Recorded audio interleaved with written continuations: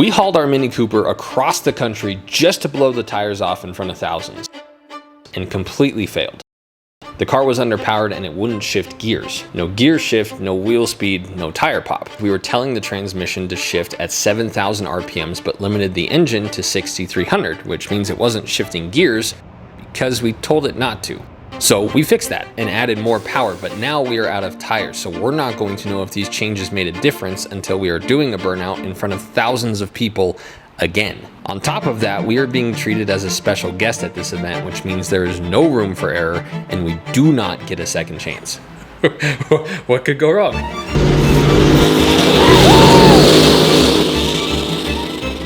I would say that I have the nerves of a high school girl before prom, so to distract me, my friend threw me in his automatic M3 to go drifting. But the problem is, he was the one driving and I don't do a good job in the passenger seat. Is it really necessary to go this fast around the corner? Remember, you don't slow down. So now the car wrecked, the car update. Why are you still going this fast? What do you think? Well, I'll tell you what I think. That first turn, when you went like that way and then came back, I was like real close to being like, yeah, this is why I didn't want to do it. And then you controlled it so well that I was cool with it. Oh yeah. But then even coming back up to it, I knew what you were gonna do, and I peed myself again. And I was like, this is why I didn't want to do it. And then you did it great. Well done. As I'm watching these other guys rip their burnouts, I'm thinking, well gosh dang, if the Mini Cooper works, we've got this whole competition in the bag because I'm gonna make way more smoke than all these guys. But as I'm paying attention, reality sets in, and I notice that these guys can actually drive, which is something the judges look for, driver skill, which is something we don't have. We're gonna go out like a chicken with its head cut off and whip the Mini Cooper back and forth, hoping we don't make a high-speed contact with the wall, praying that we can make enough smoke to cover and overcompensate for the fact that we don't know what we're doing. But as the last couple cars dwindle down and we get closer to our turn, I'm starting to freak out.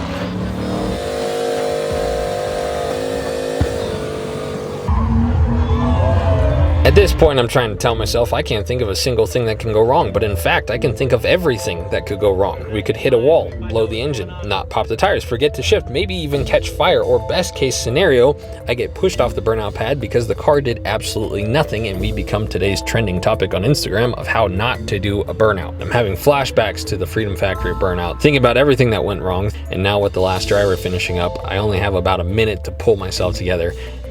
Easier said than done.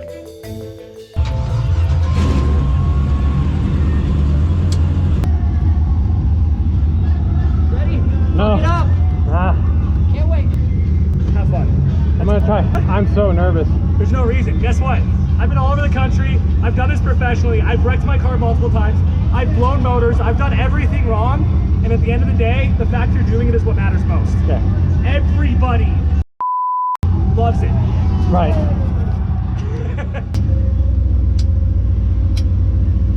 Good back there. Yeah, thank you. Have fun.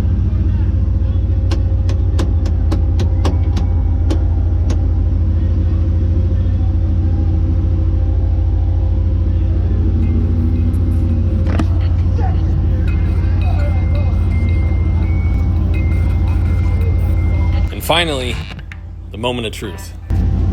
Whenever you're ready.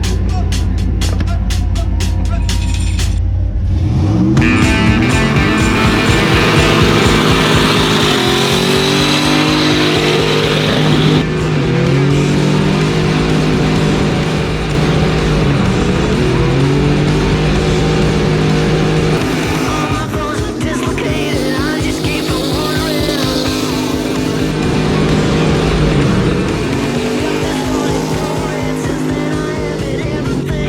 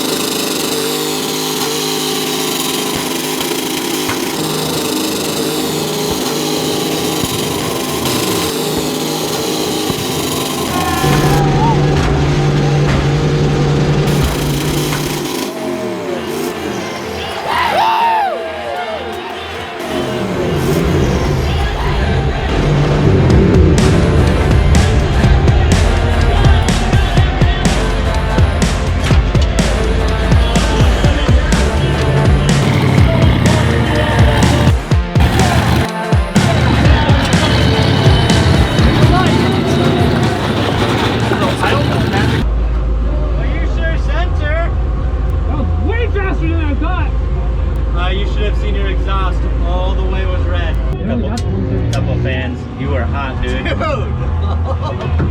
didn't think it was gonna be that fast. Dude! That was intense. Hey, how are ya? That was good, dude. I was freaking out the whole time. No. Hey, what's your power? That was perfect. That was way faster than I thought. It worked! Third and fourth gear. Fourth gear got the tires so hot that at one point the smoke was turning yellow. Our exhaust was red hot. My bumper is destroyed, my taillight is gone, and these tires are absolutely finished. But was that enough to win? Yeah. Hey, you lost this. Thanks, dude. Appreciate it. Hey, I can throw it back in.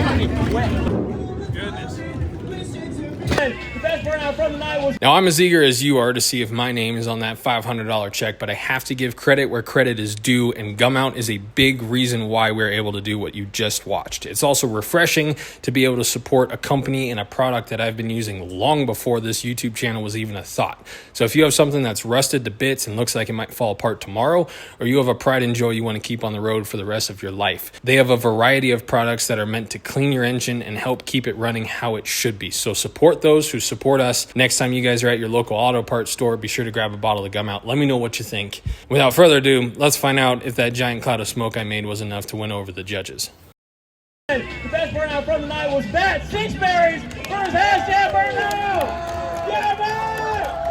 Okay, calm down. Everyone chill out, it's fine. Matt is a cool dude and he did a freaking handstand during his burnout. Now listen, pay attention to the timer in the top left. I think the reason why we lost is also the exact reason why we came to this event. In Florida, we used the full 2 minutes on the burnout timer and the tires never popped. So our only mission at this event was to destroy the tires and blow them off in front of the audience. And we did that. However, my entire burnout was only 52 seconds long. I didn't last long enough, which most of you guys can relate to. Now, I also think because I didn't use most of the burnout pad, that contributed to my failure as well. Now I have come up with 3 excuses as to why this happened. One, as we mentioned earlier, I don't know how to drive like this yet. We're gonna get there, but we're not there now. It is what it is. Second thing, the car worked as well as I wanted it to, which meant immediately I couldn't see anything. So you pair not being able to see with not knowing what you're doing, you get what you got. Third excuse was by the time the smoke cleared and I was ready to spread my wings and gain my confidence to dance around this burnout pad like a beautiful gazelle, the tires let go. Now, if you noticed when the tires popped, there was a piece of rubber that went 60 feet in the air. Had that piece of rubber gone straight and not up, we would have taken out Joanne's teeth.